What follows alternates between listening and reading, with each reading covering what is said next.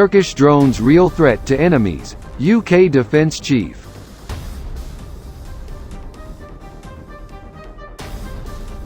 Turkey's unmanned aerial vehicle, the Bayraktar TB2, has been responsible for the destruction of hundreds of armored vehicles and even air defense systems in Syria, Libya, and elsewhere, the UK's Defence Secretary said on Friday.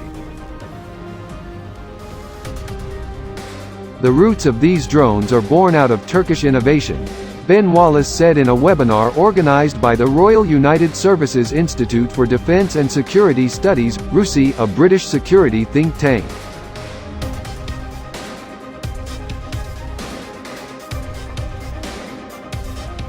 Prevented from gaining access to exquisite foreign programs, they, Turkey, did what we used to do so well: they innovated.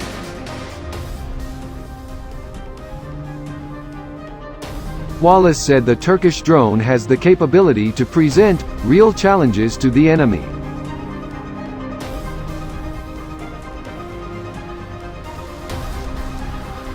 The TB2 and its accompanying munitions combine technical abilities with an affordability that means their commanders can tolerate some attrition while presenting real challenges to the enemy, he said.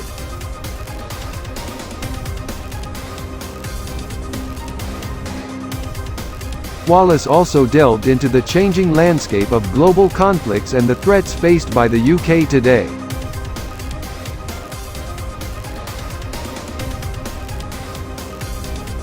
We have a tendency in the West to divide conflict between war fighting, the violent activity of a proper, so-called shooting war, and the sub-threshold, everything before the shooting starts, when in fact today's conflict is carried out through typically non-violent but undoubtedly hostile activities, he explained.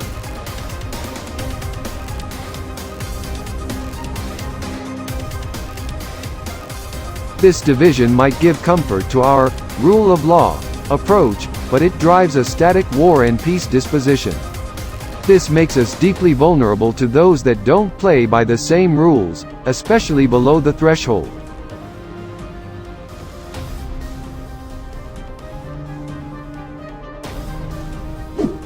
He stressed that strides made by the UK's adversaries in new domains and their investment choices aren't by accident.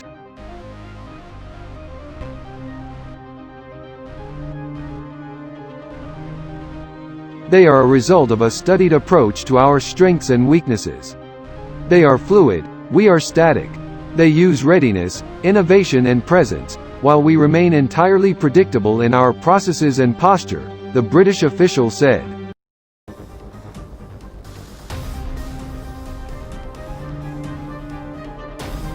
In truth, they are masters of the sub-threshold while we tie ourselves up in self-imposed risk matrices, contradictory legal frameworks, and often bureaucratic barriers.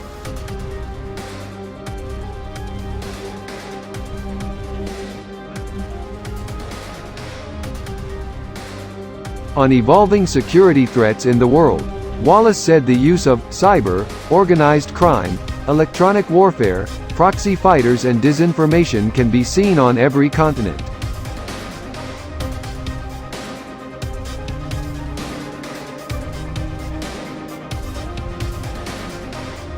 He laid out examples in the UK's history of failing to modernise defence, pointing out instances of officers dismissing new technologies, or failing to recognise that the battlefield had changed before their very eyes.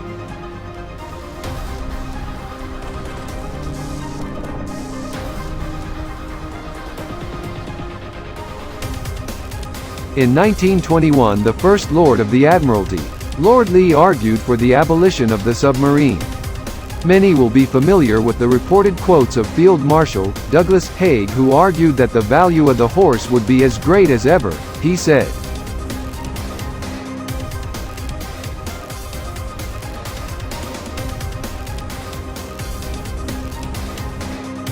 There are, in fact, too many examples, and while some of the quotes I use may exaggerate those historic failures, the sobering fact remains that many of us are still not leading the way, but watching others do so.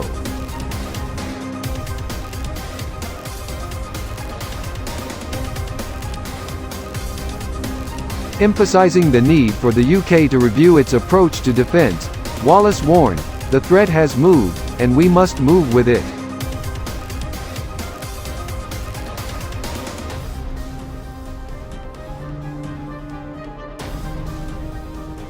I do believe that we are no longer leading and innovating enough. We are in danger of being prepared only for the big fight that may never come, whilst our adversaries might choose to outflank it even if it does.